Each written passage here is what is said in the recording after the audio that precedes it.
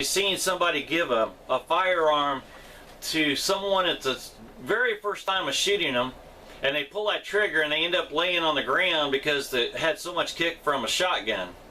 How many times have you seen a pistol being shot, a 44 Magnum, and they pull the trigger and the gun comes back and smacks them in the nose? I mean, there's reasons why we follow the recipes.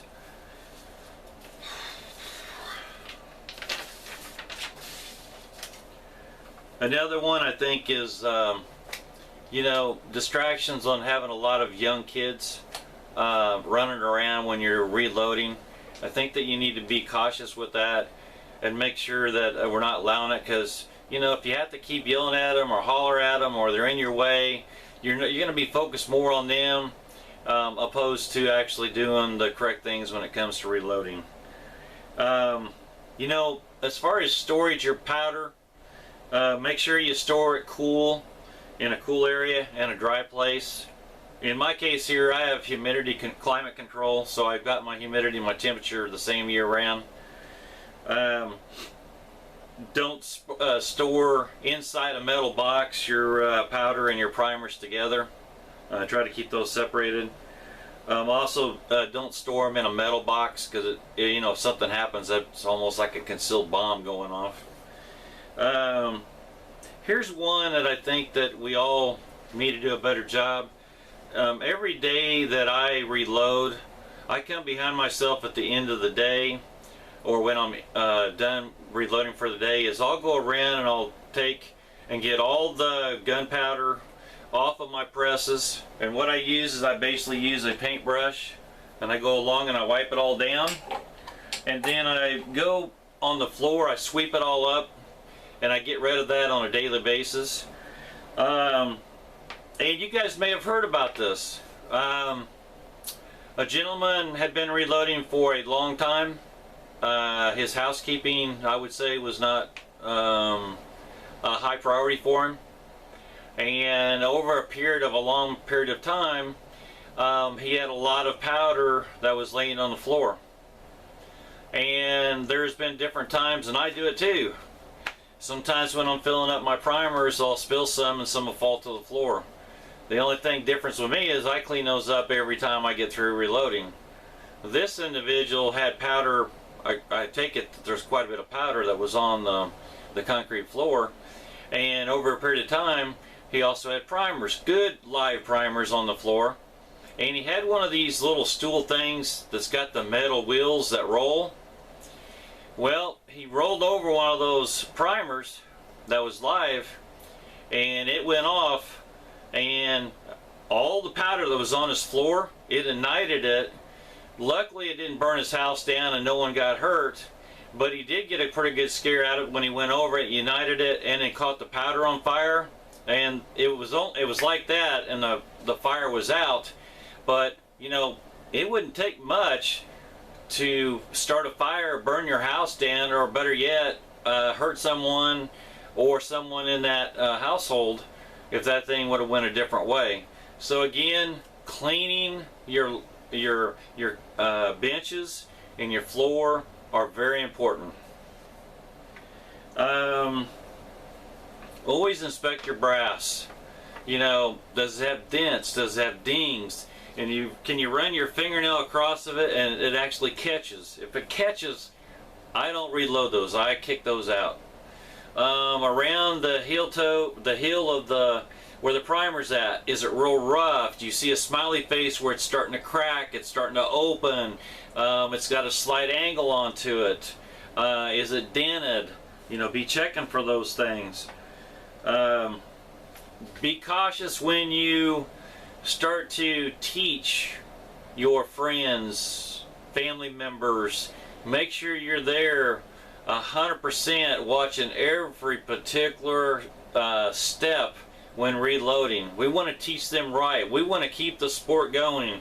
We want them to enjoy it just as much as the rest of us. So make sure that we're teaching them correctly. Again, you want to make sure that you have headspace gauges and you're checking your rounds to make sure that they will cycle through your firearm correctly.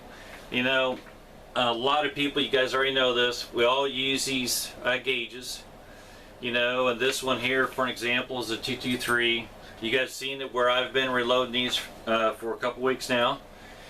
And you basically take it, you can, an extra check that you can do after they're made is shake them, and you can fill powder in there, move them back and forth.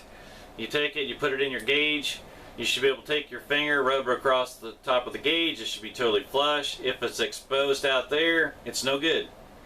And you flip it up, you want to make sure your brass is not extending on this, on the exit end of the gauge. And when you take it in, it should fall out just like that.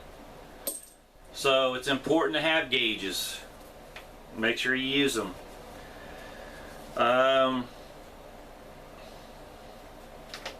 Okay. Another thing you need to be cautious of, for those of you that reload for friends and other people, some of you may just be giving it to your friends. Some of you may be selling ammo that you reload. Actually, you need to check each one of your state laws. I know the state that I live in too, it says that if you sell ammo, you must have a firearm permit and paperwork to support being able to sell. So the other thing too, with that being said, if you give ammo that you've made to a friend, family member, and other people, and something goes bad, you could be held accountable and responsible for any injuries or any death that happens to anyone that would be shooting your ammo that you reloaded personally. So think about that twice, about letting other people buy, or you're giving them rounds, because truly by law you probably would be held accountable if they wanted to push the issue, and you could be sued.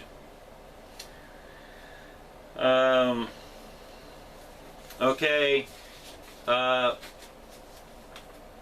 another one, this goes out to a lot of the new reloaders and that. There is different times in the reloading process that I will wear those real thin black gloves, because I don't want to get the powders on my hands. It's not that I'm a wuss or anything. It's just that, you know, it's got different products in it that could inject into your skin. I definitely wear gloves when I'm mounting lead.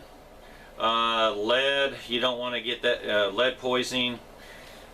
So make sure you're wearing gloves when you're messing with lead. One video out there, the guy is pouring lead in that, and he's got a sandwich over here sitting on a plate, and he's touching all that lead that he's, I think he's actually sizing it, if I remember right. So he's touching all those leads, he's putting them up there on his press, and you pull the handle and it goes up, and there's a little red canister on the top of it, catching that. He's eating a sandwich throughout the whole video and handling all that lead. I don't know how much you gotta be injected with lead or whatever that it would affect you on a health wise or anything like that, but I think that you would want to separate your intake of the food you're putting in, and you're also handling the lead at the same time. Just something to think about out there. Recipe cards. If you look at a video out there, almost every reloader does have a card, and it shows, and you guys have seen them on all my presses, they're on every one of them. I mean, it tells you the bullet that you're using, the grain of the bullet, how many grains of powder, what primer you put in it, other things, the overall length of the bullet, the velocity, also if you're using Lee, you know, what kind of disc are you using. You know, Lee came out with one of the new powder dispensers right now that is awesome, but you need to make sure that you have that there. One is, when you start putting them in the ammo boxes, you need to put a copy of that in there so you know exactly when that was reloaded and what was the recipe for that in total lot that you reloaded. And then also when you come back the next day or 2 weeks later, you'll know exactly what the recipe that you was working on, so you know that what you're doing is correct when you start reloading again. So be cautious of that.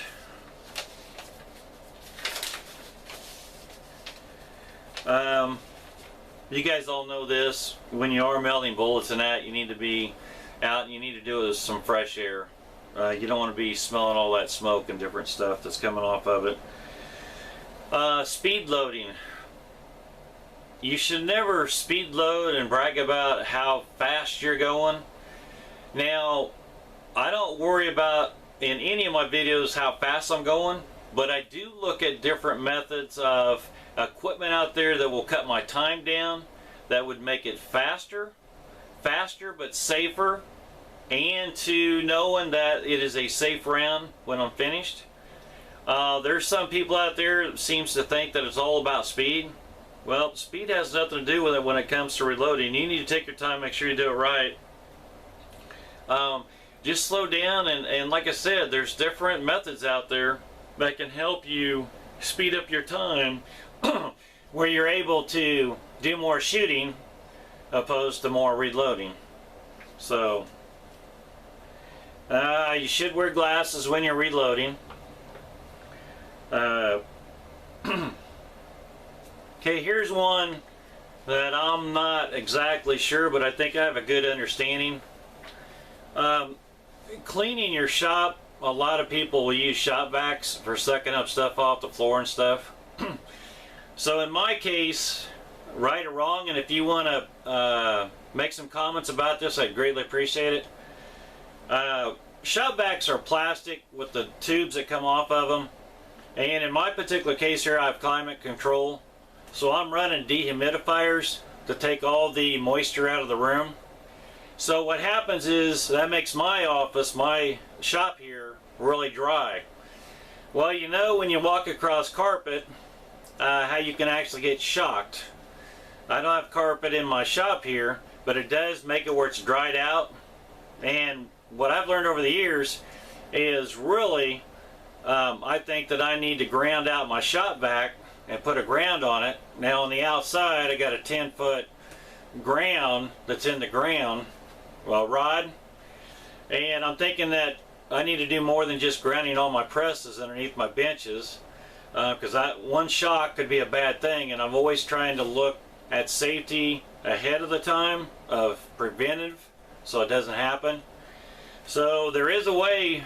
Do you think that we need to, if we use a shop vac, that we should run a wire to a plate inside the shop vac and then run a wire down the inside of that tube when we're actually using it in a reloading room? So that's a question out there for everybody to jump on, and if you've got feedback, I'd like to hear it. I would like to also take this video and not make it about me, but make it about saving people's lives. Make it about what are the right things that we need to teach everyone about all the little things that it takes for someone not to get hurt or killed.